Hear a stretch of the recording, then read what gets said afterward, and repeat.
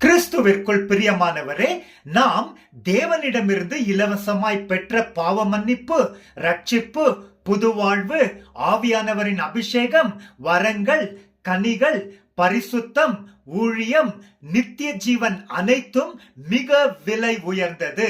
இவற்றை பெற்ற நாம் உண்மையாகவே தேவனுடைய பார்வையில் செல்வந்தர்கள். கர்த்தருடைய ஐஸ்வர்யத்தை விவரிக்கும் சில வேத வசனங்களை கவனிப்போம்.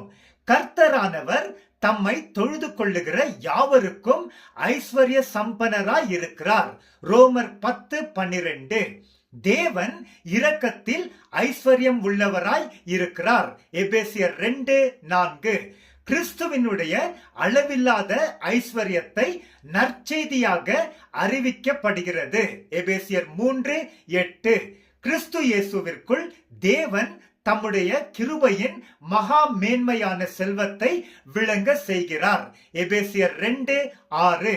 தேவன் இயேசு கிறிஸ்துவின் முகத்தில் உள்ள தமது மகிமையின் அறிவாகிய ஒளியை தோன்ற பண்ணுவதற்காக எங்களுடைய இருதயங்களிலே பிரகாசித்தார். இந்த மகத்துவம் உள்ள வல்லமை எங்களால் உண்டாகாமல் தேவனால் உண்டாயிருக்கிறது என்று தெரியும்படி இந்த பொக்கிஷத்தை மண்பாண்டங்களில் பெற்று இருக்கிறோம். 2 கொரிந்தியர் 4:6-7.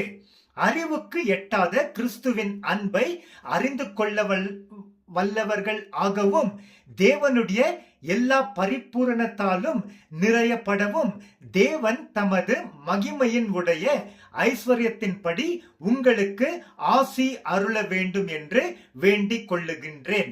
எபேசியர் 3:19. தேவன் மகிமைக்காக ஆயத்தம் பண்ணின கிருப பாத்திரங்கள் மேல் தம்முடைய மகிமையின் செல்வத்தை தெரியப்படுத்த விருப்பமாக இருந்தார். ரோமர் 9:23. தேவனுடைய செல்வம், ஞானம், அறிவு என்பவைகளின் ஆழம் எவ்வளவாக இருக்கிறது. ரோமர் 11:33. பிதாவாகிய தேவனுக்கும் கிறிஸ்துவிற்கும் ஊறிய ரகசியத்தை அறிந்து கொள்ளுகிற உணர்வின் பூரண நிச்சயத்தினுடைய எல்லா ஐஸ்வர்யத்திற்கும் ஊறியவர்களாக வேண்டும் என்று விரும்புகிறேன். கிறிஸ்துவிற்குள் ஞானம், அறிவு என்பவைகளாகிய பொக்கிஷங்கள் எல்லாம் அடங்கி இருக்கிறது. கொலோசியர் 2:2-3. என் தேவன் தம்முடைய ஐஸ்வர்யத்தின்படி உங்களுடைய குறைகளை எல்லாம் கிறிஸ்து இயேசுவிற்குள் மகிமையிலே நிறைவாக்குவார். பிலிப்பியர் 4:19. ஆமென்.